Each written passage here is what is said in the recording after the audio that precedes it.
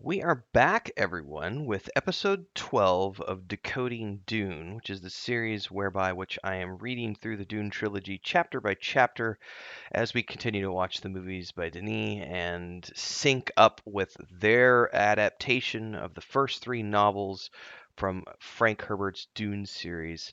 We're currently still in the first novel. We just kicked this series off a few months ago, so episode 12. Um, yeah, if you haven't already done so, like, subscribe, hit the bell icon so you never miss an update. We do these every Thursdays generally. I did take a break last week because we had the launch of Baldur's Gate 3, and so that coincided with the same day.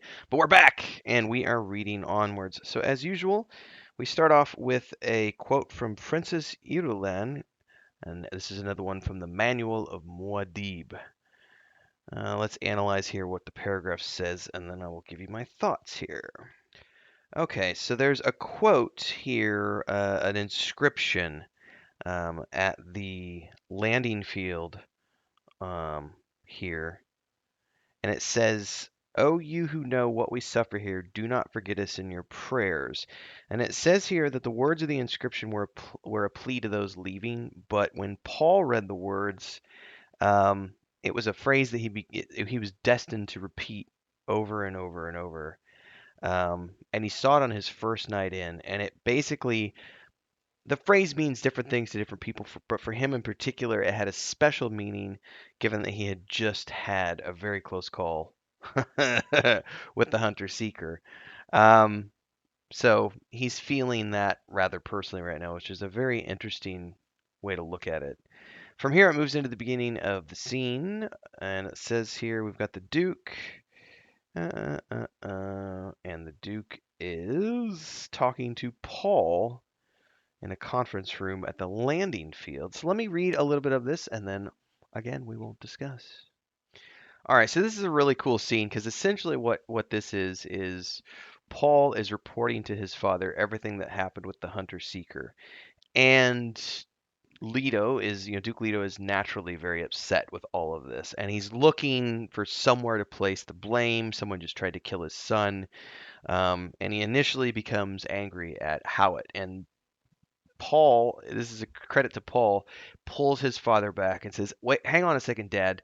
I was mad with Howitt as well, but understand that the threat came from outside the house, and I wouldn't have survived if it weren't for the training of Howitt and, of course, all these other people." And Leto responds like, "Are you defending him?" And Paul's like, "Well, technically, yes." And Leto's like, "He's getting old. He's failing, blah, blah, blah, blah, blah." And Paul's like, "But actually, Dad, yeah, but he's wise with experience. How many times has he made mistakes in his career?" And the Duke finally takes a step back and he's like, "Oh, you know what? I should be the one defending him, not you." Um, Chagrin, a little bit of embarrassment. I'm the Duke. I should know better. That's a very cool scene right here between father and son, and the realizing that how it's gonna, as they say to themselves, punish himself over what happened. The scene was very well done, I think, in the film too, because I just watched it again. I was analyzing it myself, and then I watched it again with Chris because she wanted to. When she found out I was watching, she's like, "I want to watch that movie again." She's never read the books, but she likes the adaptations that she's seen over the years. Um, when Oscar Isaac's character is he basically, they're going over what happened with Howitt, and how it's like, "I'm gonna resign, sir," and how it's like, "And leave us defenseless in the time when we're most needed. No, you will pay your penance by seeking out all the spies that are left." And he just, "You're not allowed to quit. You're gonna make it right." Like, you know what I mean? It's like it was a command from your Duke. You're not quitting. You don't get to abandon your post because you feel guilty. You're gonna fix your screw up. It was great. I thought it was great in the film, which I got ahead of myself because apparently this is the next page, is Howitt coming into the room. "I have just learned of how I failed you, Lord. It becomes necessary to tender my although it's slightly different here in the book. The Duke's a little less angry at Howitt at this point. Um, and essentially just says, "Stop talking about it. It's already in the past. We have more pressing matters. Where are the others?" And here we're getting to the next section. So now we're getting into this part about the Judge of Change, and Leto talking about Well, they're inviting all these men into the room now, and the Duke makes a comment here about our civilization appears to have fallen so deeply into the habit of invasion that we can't even obey a simple order of the Imperium without the old ways cropping up. And it's interesting the way he says that because this is talking, I think, in my opinion, sabotage and the things of the past, the feuds and everything else. He wants to know if Thufir has anything to add to his report on the Fremen. There's some economic stuff. Um, the Fremen are waiting to see if they can trust us as a family, but they're dealing openly. They've sent us still suits as a gift. Their intelligence reports have proved reliable, helped us in our dealings with the Judge of Change. They've also sent some things to Lady Jessica. There doesn't appear to be any guile or trickery here. And someone asks, do you like them? And he replies, I like the reply here. Duncan, Idaho says they are to be admired. And this is an important thing because Duncan, Idaho, um, this is someone who's well respected and trusted within this family. So him saying that they are to be admired immediately is like stamp of approval on who the Fremen are as a people. And then we get into the section about do you have anything new to report on how many Fremen there are? Again, I love the way this scene was played out in the film. The leader that Idaho got to know ruled a siege of 2,000 hearths. We believe, of course, as he says here, there are a great many such communities. All of them give allegiance to someone called Liet. Very important, very important. And this is where we do, things are a little different in the film about some of these things. And we've got confirmation of a smuggling ring, of which the Duke is not really too concerned. Matter of fact, he's sending Gurney out. He says, I want you to head a delegation to contact these uh, romantic businessmen. I love the way he describes smugglers, romantic businessmen. Oh, this is cool. It's bribery time. He's like, tell them I'll turn a blind eye as long as they pay a tithe. But he also says what they'll pay me is probably going to cost them 4 times less than what they've already been paying. So that should be an easy decision for them to want to work with you. Oh, and Leto, he's chuckling here because he's got a way of poking back at the Emperor. And he's like, if the Emperor finds out about this, we're going to have everything completely done legally in his name and deduct it from our levy support costs. I let the Harkonnens stew on that. Oh, that's hilarious. Oh, and this is, the Harkonnen. This is their confirmation of how much the Harkonnens were bringing out every um, 330 standard days, which is a lot. 10 billion Solaris. Oof, and so I love the way this is played out too. Halleck murmurs here in the chapter, "For they shall suck of the abundance of the seas and of the treasure hidden in the sand." And Josh Brolin's character, when he utters this phrase as they're descending, coming off of the ship when they first arrive on Arrakis, um, obviously they've got things slightly. Is that scene or is it a different scene? I can't remember now. Anyway, they've obviously moved lines around here and there, but it works really well. And Leto asks the important question: does anyone here actually believe the Harkonnens have quietly packed up and left? No, none of us actually believe that. They are here, and they are working actively against us, as is the Emperor. So we need to be on our toes at all times. They also talk about the equipment report, and while there is a full complement in the inventory, um, unfortunately, less than half the crawlers are in working condition. Only a third of those have carryalls, and everything that was left behind by the Harkonnens is either ready to break down or already falling apart. And it's just a very dismal look for them being able to meet their quota to get spice off planet. Um, Oh, this is a cool part. It says one of Halleck's aides in the room starts railing about there's no justice in this, and the Duke turns to him and he's like, "There's no justice in this. We make our own justice. We win or we die." Just like, stop your bitching, suck it up. There's also this discussion about the sandworms, why they can't use shields. The fact that these things are big enough to destroy factories, the big ones from the deep desert. Hmm. And the fact that the Fremen don't appear to be using shields at all because of this. Although it says here the Harkonnens did it before. Behind, it says they had shield depots in every garrison village. Um, huh. I like this description of how it closed his eyes in Mentat semi-trance, which I thought was also shown very well in the film with the way their eyes go white. I think it was as they go into that sort of trance. That is the perfect example actually of something that you just can't really translate from page to screen in the same way. Because if the character just closes his eyes, it's not that impressive. He's just calculating, opens them and gives the answer. But the way they did that thing where it looks like they blink and it's like that white cover comes over their eyes as they're doing the calculations in their head.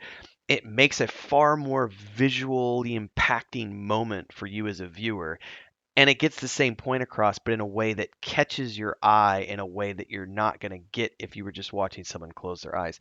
That's the perfect example of like an adaptation done right, and the importance of sometimes things that are on page don't translate to screen as well. And your job as a showrunner or a writer or a producer, executive producer, whatever, a director is to get those ideas from the page, boil them down to their core essence, and then project that into the film.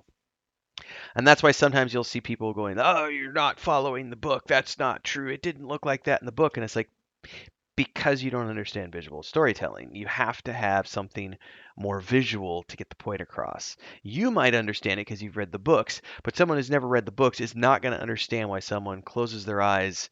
It's going to be like, "Oh, he's making a calculation." Yeah, but it looks way cooler and it's more visually impactful to have the eye flip thing. Really cool stuff. I love the way it was done in the films. Oof.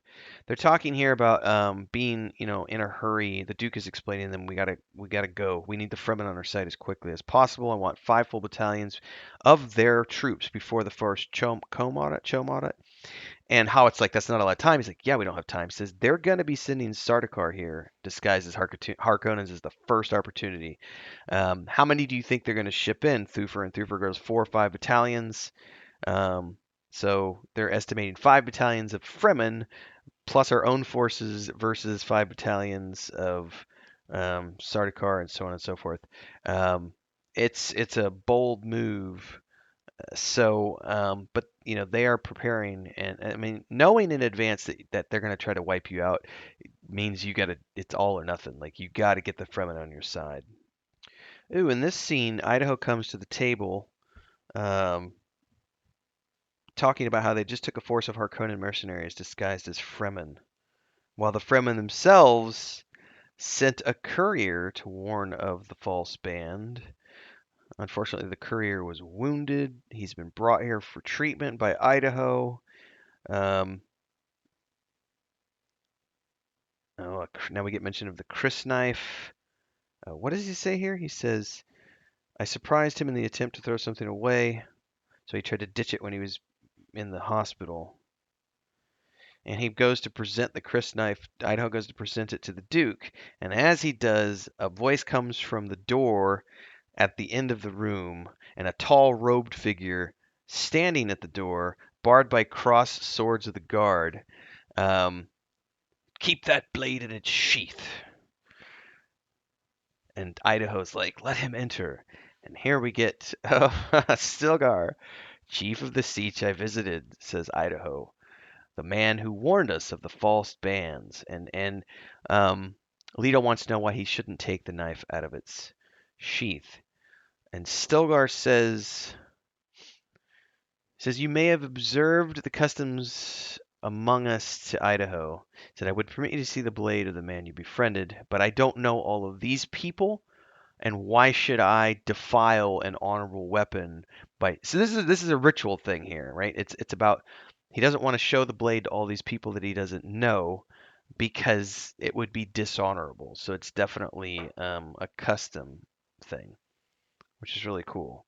But he does tell everyone, he's like, I'll permit all of you the right No, excuse me, the Duke. He says, "I am I'm Duke Leto. Would you at least permit me to see the blade?" And Stilgar says, "I will permit you to earn the right." Oh, that's awesome. And everyone kind of gets grumpy at him, and he's like, "I remind you, this is the blade of one who befriended you, so don't get all cranky against me. Respect my authority." Oh yeah, and here's a dude sitting next to Paul who says, "What right does he have to tell us what to do on Arrakis?" And this is that scene, which again in the film is so beautifully portrayed, between Oscar Isaac as the Duke and Javier Bardem as Stilgar, with Jason Momoa as Duncan Idaho. It's just a great scene in all ways. And this literally is all of these people trying to tell this frumpy local to shut up and let the Duke talk. And the Duke is actually like, no, no, no. We need to respect um, him. Yeah, this is the line. Sir, and Oscar Isaac delivers this line perfectly in the film. Sir, I honor and respect the personal dignity of any man who respects my dignity. Oh, yeah. And this is when he pulls aside his veil, revealing his face. And then he spins over and spits on the table. So epic. We thank you, Stilgar, for the gift of your body's moisture. We accept it with the spirit which what is given. Again, this scene worked so well in the film. So this is a really interesting scene it's not explained in the film. So after all of this takes place, they're still in the room, and Stilgar essentially asks Idaho. He's like asking, "Can you come serve for me and enlist with my men?" And Idaho's like, "Can I, Duke Leto?" And the Duke's like, "Well, if he'll accept dual loyalty." And so there's this conversation that literally happens right there in front of everyone. And Stilgar eventually says, "Fine, Idaho will, the man Idaho keeps the crysknife he holds as a mark of his allegiance to us. He must be cleansed, he must observe the rites, but then he can be a fremen and a soldier of the Trades. Um, there is a precedent because Liet also serves two masters." So, really cool scene here. Ooh, this is also a really cool scene here where it says they captured a mercenary who basically says that the Harkonnen are rewarding 1,000,000 Solaris to anyone who's going to bring in a single crysknife. And Leto's like, well, why do they want the blades so bad? And Leto's like, well, essentially, the knife is from a sandworm's tooth, so it's a mark of the Fremen. And if someone had one of these knives and also happened to have blue eyes, given the fact that they're always veiled, they could get into any sietch in the land and as a spy. Um, it's very, very interesting. So if they were able to do this, yeah.